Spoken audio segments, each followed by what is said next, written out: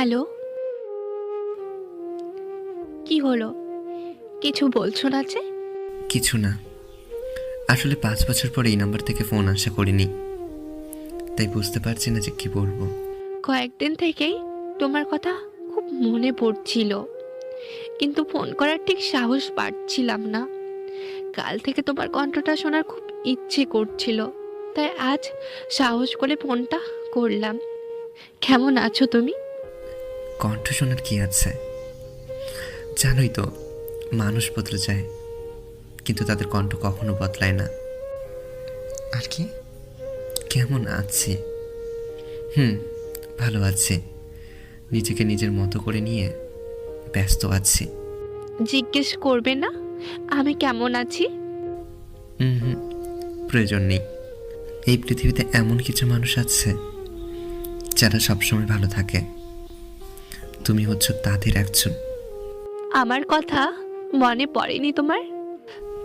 হ্যাঁ, পড়েছে, অনেক মনে পড়েছে। যখন দিনের পর দিন না খেয়ে থাকতাম তখন মনে পড়তো। তুমি ঠিকমতো খাচ্ছ তো?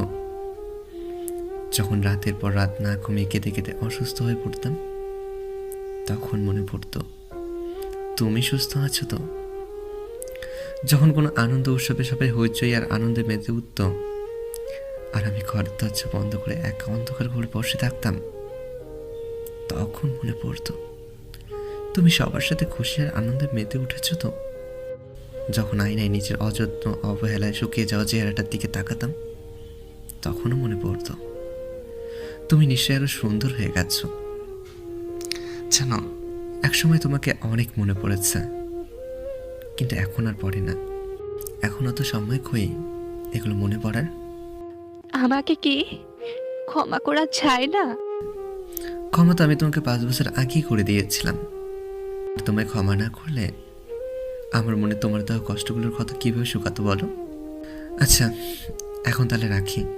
এখন আমার আকাশ দেখার সময়।